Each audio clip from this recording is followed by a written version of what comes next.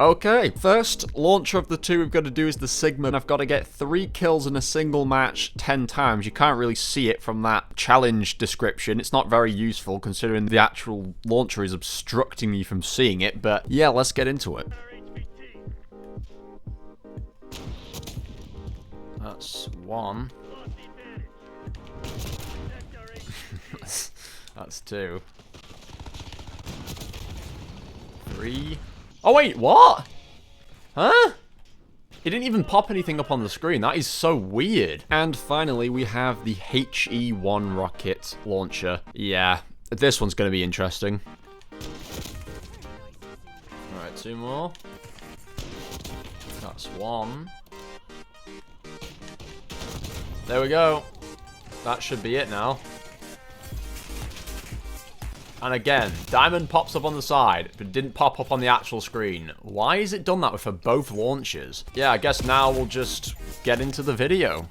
Okay guys, so here we are on the main part of the video. We have finally got diamond on the 2 launchers in Black Ops 6 multiplayer. And yeah, so let's basically just explain the entire thing, because I'm honestly kind of shocked that I got this done before the other weapon classes that I was working on. I don't even know how. It wasn't even intentional. I guess it just kind of happened by sheer luck, just running them as my secondary and just pulling them out every game and just hoping I can get as much progress as possible. And yeah, by some avail, I've managed to pull it off. So I'm going to basically give you some tips, because there actually is technique to hit a lot of these score streaks if you're struggling with hitting them, and there is certain game modes you should be utilizing for specific challenges. So let's begin with the general challenges. The general challenges for both of these launchers is to get 50 kills or score streak destructions. Now, obviously, the easier option is going to be to get kills, because nobody particularly likes going for score streaks, especially if you're not using the Sigma 2B, because the Sigma 2B is the only launcher out of the 2 that is a lock-on launcher, meaning if you're aiming it at a score streak or whatever, it is going to guide the missile, or the rocket I should say, towards that score streak and destroy it for you. So it doesn't require you to do anything. All it requires you is to aim and pull the trigger. Whilst with the HE1, this one is not a lock-on launcher, so this one requires a lot more strategy, a lot more compensation for like distance and time and all that kind of thing, and it starts to become really faffy when it comes to score streaks. So obviously it's going to be easier to go for kills for these 50 kills or score streak destruction challenges if you're using the HE1, but for the Sigma 2B you can do either or. You can just do a mix of kills and also take out score streaks if they happen to come into the game. So the first 50 are pretty much very easy to do, but as far as the HE1 goes and hitting score streaks, this is going to be a general thing that I will talk about, I think, as a tip. With the HE1, there actually is a strategy to hit these score streaks. Now, namely, I think it's best that we get the easier ones out of the way if you just downright cannot seem to hit them and you just cannot be bothered. If you cannot be bothered hitting like the most common types of score streaks, like the UAVs and the counter UAVs, then I will recommend that you should be looking out for are the Watchdog Helo. That one does call in. It's not very common that people call it in because it does require a handful of kills to get it, but the Watchdog Helo basically patrols the sky shooting at people, and every so often it will just sort of sway and it'll stop in the air. That is when you want to fire. As soon as you fire, aim just like, you know, around the top, the middle, just aim straight at it, and it should only take 2 rockets to take that thing out of the air, and that thing will be an easy way of taking out a score streak. Another really easy score streak you can take out is actually SAM turrets. If someone places a SAM turret down, it's just an armed turret that just sits on the floor like this and just tries to take down other people's score streaks. So another great thing that people place sometimes is also sentry guns. They can be destroyed as well. They are a score streak. And the other thing is RCXD cars. Those are also score streaks. Now, those are the ones you can go for if you just so happen to not be bothered doing the difficult ones. If you want to get the more common ones, which most of you are probably looking for the tips for here, which is the UAVs and counter UAVs, the best strategy for the HE1 is honestly to be stood on the side of the map that the UAV is nearest to. The reason being is that the HE1 rocket does have a bit of a weird trajectory. So once you fired it in the air, it doesn't matter how well you might have planned to map that thing out, how well you compensated for distance and time, that thing 90% of the time is not going to hit if you're firing it across the map. This is what I've learned the hard way, because when it goes straight up, it tries to hit the UAV, but then it starts to wave off, and that's why it usually doesn't hit. So when you're actually on the side of the map nearest to the UAV, or at least underneath its flight path, you actually have a higher chance of it just going straight up and hitting it. Now, the other thing that is important is the distance that you need to be aiming in front of the UAVs or counter UAVs in order to actually hit it. So basically, the UAV is faster at flying than the counter UAV, so take that in mind first. And the second thing you should take in mind is that they have different distances you should be measuring in front of them, and it also can depend on where you're stood on the map. So when you're stood on the ground regularly for most maps, the UAV, you're going to have to put the width of your UAV scope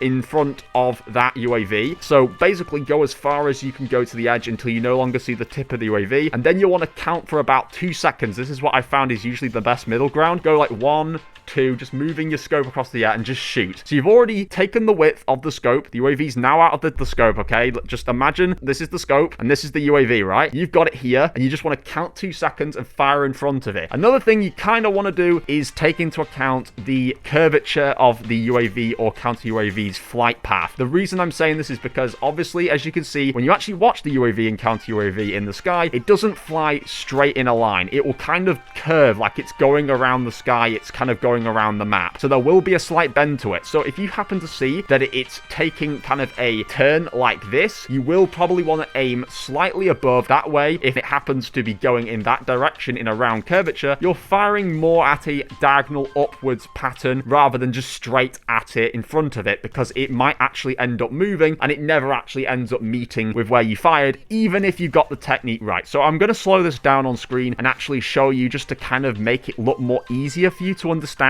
But essentially, that's the main thing you're going to do. And with the counter UAV, you actually want to have just the tip of the counter UAV in the side of your scope of your HE1 and then fire, because it is slower, so it will hit it easier. But if you want it to be even easier, what you can do is actually go up the steps on Nuketown. Now, you should probably be using Nuketown already. Nuketown is a fast-paced game mode, especially because it's a smaller map, so you're also going to see a lot of score streaks. And because of Nuketown having the buildings with stairs going up to them on both sides, this actually is very beneficial, because if you actually go up the stairs, and don't stand on the banister, by the way, because this will throw off the metrics completely, but if you just stand on the top of the stairs and there happens to be a UAV flying over, or a counter UAV, you can actually lessen the distance that you're measuring in front of it by quite a bit. So with the UAVs, you can actually just take the normal width of your scope in front of it and fire. You don't have to do all this counting and extra measurement. Just if you see a UAV, put the scope like this in front of it, bam, fire straight in front of it, and it will meet and it will hit it easier. If you happen to be up the stairs and you see a counter UAV, you can probably do it a little bit more where the counter UAV is like halfway to the side, so it's not just the tip of it. That's usually the easiest way of doing it, is just going higher up in the air by going up the stairs. That way you're closer to it, so you don't have to do as much distance compensation, if that makes sense. Hopefully that's the best way I can explain it to you, but like I say, I will slow it down and show it on screen. That is mostly what the technique comes down to. That's probably why a lot of people don't like using the HE1, because it's just a faff. Honestly, it sucks, but I would imagine most of you aren't focusing on just your launchers anyway. The launchers, if you know anything by now about camo grinding, it should not be your primary focus. It should be your secondary focus. You have it running as a secondary alongside your primary that you're working on, and you only ever pull it out when you hear that a score streak has been called in. But if you haven't heard that before and you're new, I'm sorry, you've probably been doing it wrong this whole time. This is a difficult weapon class. You should be focusing on it secondary to your primary weapons. That is the general tips on hitting them, so that, you know, I won't have to explain it for every challenge that comes up about aerial streaks and stuff. Just another tip as well, if you find that you're not somehow getting enough streaks that you would like in just normal Nuketown, go into hardcore. Hardcore playlist filter is going to ensure that the game mode has easier kills, because everyone's one shot, meaning more people are probably going to be calling in more streaks because they're getting more kills. But like I say, you don't actually have to do score streaks for these first camos. Kills are pretty easy. Either just aim at people from afar down a sight and just shoot at them, or you can just, you know, hit them whilst they're coming towards you by just aiming at the floor. That's often what I've done. Instead of going through the hassle of pulling out the ADS, you know, which is really slow, just automatically hold trigger down. It will just immediately go in and blast the floor. It might kill you, but it will also take the person out in front of you if you happen to hear hear them coming around a corner, that's a pretty good technique. And like I say, hardcore is going to be best for doing kills. People are one shot, so the launcher's not going to do any splash damage. It's just going to be immediate kill, and that should help you with the killings at least. But yeah, now onto the special challenges. So both of them have the same first special challenge in terms of what it's asking to do. 10 direct hit kills. It means the person has to be directly hit with the grenade. No, it cannot hit behind them. It can't land at their feet. It has to directly blow them up. It has to fly into the player and kill them. And you'll know because they should usually be killed immediately from doing direct kills. But the trouble is, if you're in hardcore, you might not get that, because in hardcore, if you just blast it anywhere near the player, if it's one hit, it's going to kill them immediately. So for the direct hit kills, I would recommend, unless you know what you're doing, going core, because then at least you know if you haven't directly hit them, you haven't killed them. But yeah, the other ones are slightly different. It's a good thing they varied this one from launcher to launcher, but the one for the Sigma, I want you to destroy 10 aerial score streaks alone, just 10 of them, and this is a lock-on launcher, so you'll have no trouble with that. But then the HE1 launcher, this one is slightly different for its second special camo, and the second special camo for the HE1 actually wants you to destroy 10 score streaks or enemy equipment. So this one is giving you a little bit of leeway here because it knows that most people are going to struggle just doing score streaks, especially in the air. So this one is allowing you to do any score streaks. Like I said before, there's plenty of other options you can do if you don't want to do the ones in the air. You can destroy enemy equipment as well. So enemy equipment, by this, it just means anything that's on the floor, like a proximity mine, lethal, tactical, whatever, or a munitions box. It could be any kind of field upgrade that they've placed. Even the ammo boxes, resupply boxes, those are all enemy equipment. And also a really useful tip that I should just give for this challenge and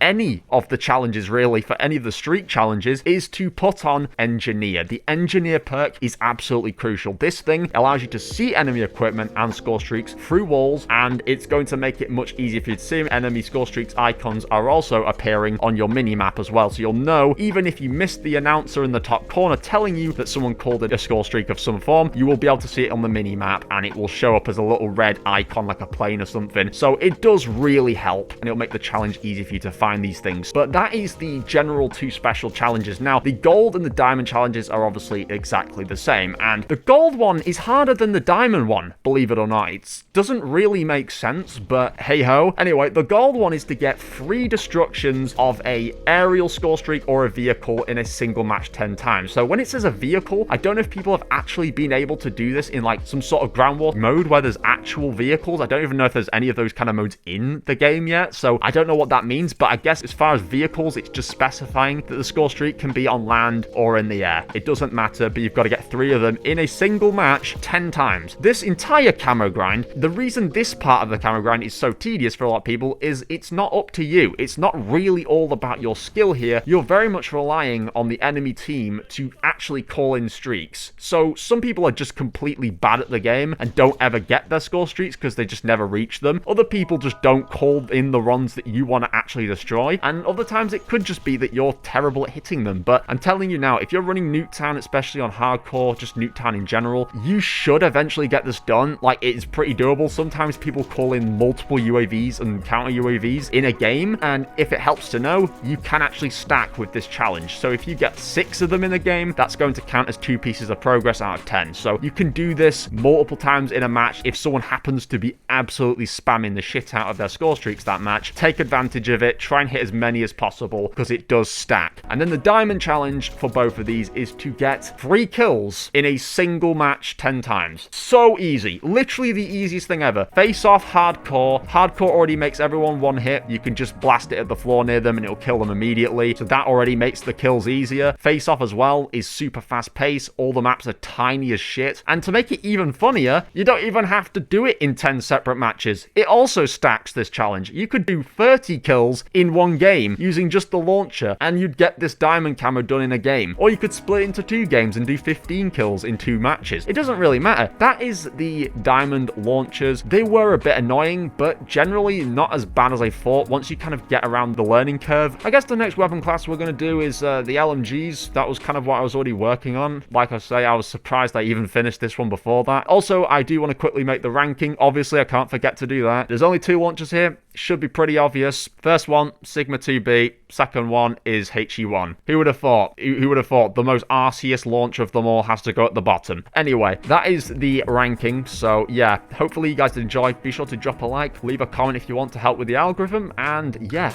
But other than that, thank you again for watching, and I will catch you all in the next one. Bye, guys.